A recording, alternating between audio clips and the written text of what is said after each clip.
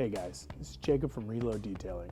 I'm going to give you guys this new series where I'm going to try to give you guys a little bit of tips and tricks on how to keep your vehicle clean, and from beginners to, as far as I know, as expert. The car behind me, which I call Betty, she's a 1967 Ford F100 two-wheel drive short bed with a 352 FE. Everything I know about it is it's stock.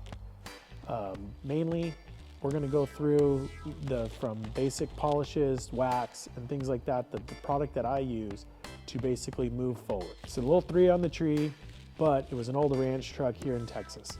I bought it about 8 years ago, and the story as I heard is I'm the 3rd owner. The guy that I bought it from was real awesome, but he basically told me that he bought it off the original, which was Grandpa off the farm. On the door, it has a open AH ranch that was painted on it. Clearly someone tried to sand it off. I'm gonna keep it there and try to preserve it. That's one of the things that I wanna do on this truck as well, is I wanna preserve everything possible. I wanna either polish it, clear coat it, or do the old linseed oil and try to just preserve as much as I can out of this. I'm not sure. It is stage 1. There is no clear coat or anything like that. It's old school where you have to polish it and keep it maintained. But we're here to try to keep this old truck on the road. They're becoming fewer and fewer of them, and some of them just sit in garages or on ranches and just rot away. I don't want to do that to this. I have a couple plans and dreams that I have for this truck, but first things first, I want to show you around the truck just to give you a glimpse of my world and my truck and what I would want to do. The original paint color on this truck was holly green, but that wasn't the ranch color. The ranch color was this green that you see back here, it's real close to the Forest Service green back in the day. There was 2 colors of the forest green that I looked at. One of it was almost like a tealish green color, which is technically still into service today.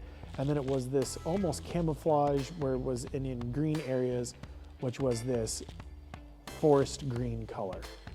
The forest green color is what the ranch color was. Of course, it was painted right on top, and in certain areas like the bed where the paint is flaking off, or even the door jamb, or even places where they didn't paint it. Of course, I'm going to go through this truck with you to show you the little tips and tricks on the paint. But not only that, but I'll show you the damage that's been on it, as in bullet holes, or even just paint that is just worn off from just the wear and tear of the Texas sun. But there's a couple plans that I want to go through with you and just kind of show you what I'm going to do to this truck. It might not be really done in a timely manner, but I'm going to try to get it done as fast as possible because I want this truck to shine, and not only shine, but to be driven. And I have driven it, and it is great. The upgrades that I've done to it already is very simple. One of them is very, very easy and safe, which are Willwood brakes. I've put Willwood brakes on this front and back with a Willwood master cylinder and a brake booster on it. The brake booster is from Fat Fender Garage. Fat Fender Garage also has the brake booster with the actual master cylinder from Willwood as a kit. I bought everything from them other than the actual Willwood brakes, as in brake calipers and disc brakes. I bought that from Summit. It took me about a weekend to put everything in, from start to finish. The reason why I went to the Willwood one was, one, drums get hot, they glaze over, and sometimes they just stop working. I just wanted to go with something that was a little bit safer, especially with me driving it an hour one way from where I lived to my job and back. The kit was very easy to put together. It happened during the pandemic, which parts were a little expensive then, but I did it when I sold the truck, and I put this on the road because it was just sitting there. Might as well put it to good use. I put in new tail lights with new reverse lights just to make it a little bit safer while I drive on the road, especially when time shift happens during here in Texas, where I was driving early in the morning and then driving home late at night. Just wanted to make sure no one was going to rear end this old girl because there was no headrest. My head would hit the glass and probably do some damage to not only me, but the truck. I'll go through some photos with you of when I first bought it. It was really ugly. It had this really weird kind of screen tent type of thing in the back window. I don't know why they put it in there. It was really cool. I kind of wanted to save it at the same time. It was a scene of ducks on a lake. and then all of a sudden it just started falling apart when I started driving with the windows open, so I got rid of it. Had a gun rack in the back as well, got rid of that, and then it had these really big Dumbo eared mirrors on the side. For some reason, I just didn't like it, and I wanted to get rid of those too, so I went with the original the little mirrors that I put on the side, just because they looked a little bit cleaner and a little bit safer, because the old mirrors were aimed towards the ground. Can't see fucking shit out of this thing. Everything's original. I did an oil change a long time ago, and it hasn't really driven after some life happened. It kind of got parked in a garage or parked underneath an overhang, but the truck was my dream truck that I've always wanted, and so of course I went and I bought it. Now that I got a studio here, and I can go through that as well if you guys want to talk about it and what my plans are for that, but that's another video to come about. But now that I got this thing, I want to go through everything possible with you guys and show you guys what I would love to do with this truck. First things first, let's just get nice and pretty and cleaned up. Probably going to get a 3 to 5 inch lift, get 33 to 35 inch tires. You need to make sure that the transmission is going to be able to survive. Little 3 on the tree. Even though that first gear is pretty tall, I want to make sure that it's strong enough to take on what I'm going to put under it. The 352 FE motor, it's a good strong motor. It needs probably a little bit of a tune-up, but you know what?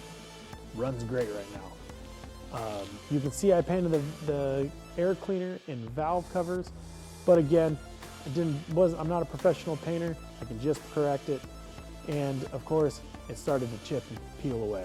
Next time, I think I'm going to powder coat it. I want to put a lift on it.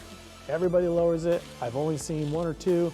I got a photo right here of someone who's in San Diego, Captain. I love that truck. I think I'm going to do the exact same thing as his.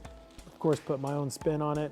I'd like to keep the rims, the stock rims, maybe just put a bigger tire on it, kind of that classic old, look. Not sure yet. I don't know if that's even possible, especially how wide the wheels are, but we can try. As you can see on this hood, it's got the wrong hood emblems. This is a 67, and 67's had a all metal, no reflector on that hood emblem. So what I'm gonna do is I'm gonna probably take those off and put the original ones on and let that little red shine through as well, because it looked really good when I saw those. As you can tell, this truck has gone through a lot. The bumper's a little bent, rear bumper's a little faded, grill's a little dinged in, and so are the headlight buckets. I'm looking for headlight buckets and a grill or someone who can actually fix them. Maybe not the bumper, because the bumper's pretty trashed, but if I could get those fixed and get those all taken care of and everything like that, I think the cool thing would be to actually take care of everything, keep it all original if possible, and send it to the chromer. Get it all nice and pretty, chromed, protected, because it is just aluminum right now. When I first bought this, the aluminum one was almost brown. It had like a algae or some type of just old gunk on it. And it took me about a week with steel wool and a little bit of polish to get it to where I liked it. But of course, it was a little damaged. So if I can try to get this to where it's back up and running properly, to where I can actually have it, to where it looks pretty, and it's original, that'd be amazing. And of course, I'm gonna show you guys going through the hubcaps. As I can show you on that first hubcap, that hubcap that's right there is pretty rusty, but there's little ways and tricks around it. Tito, man! Now we win that kind of fuck oil we go to. That's where I get a book call that man back. And we could probably go through it together just because I'm here for you guys. I want to show you little tips and tricks, and I want to show the next generation just like how I learned from my dad. I want to be able to show you guys step by step and what I use and what I'm comfortable with, and breaking my process down and showing you guys how I do things. But this series, I want to just go through the basics. Paint, chrome, aluminum, interior, and that's probably it. There might be little things that I forget about here and there, but guess what? I am human. And this is just a series of my F100. I got a couple of other things I want to show. I've already got a couple videos up on YouTube. As you can tell, I'm going to show you this truck as it sits right here in my studio. It's going to be looking really bad. And that's what I want. I want to show you from what I see every day on everybody's vehicles, is I pinpoint everything. It's kind of a curse. But guess what? This thing right here doesn't look the best. As you can tell by the glass and other things on this car, are still real dirty.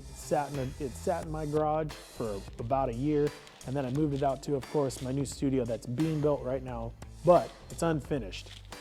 It's okay, at least it's inside and the building hasn't fallen on top of it. If this was your truck, what would you do to it? Would you put a new motor in it?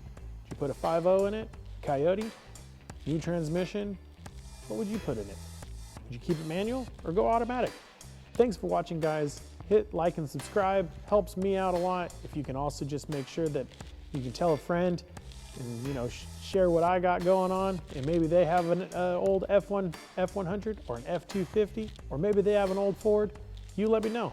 I'd like to see what they're doing, and if they got a YouTube channel, I'd like to watch what they're doing too. As you can see, we got a lot of work to do. So let's go together and tell me what you guys want, and let's start this series. Next video, I think I'm going to try to show you how to polish on the stage 1 paint. It's going to be gross because it's going to have to take off a lot of this old nasty green paint, but I'm going to try to preserve it at the same time. So enjoy this series with me. Again, my name is Jacob from Reload Detailing, and thank you guys for watching. Have a great night.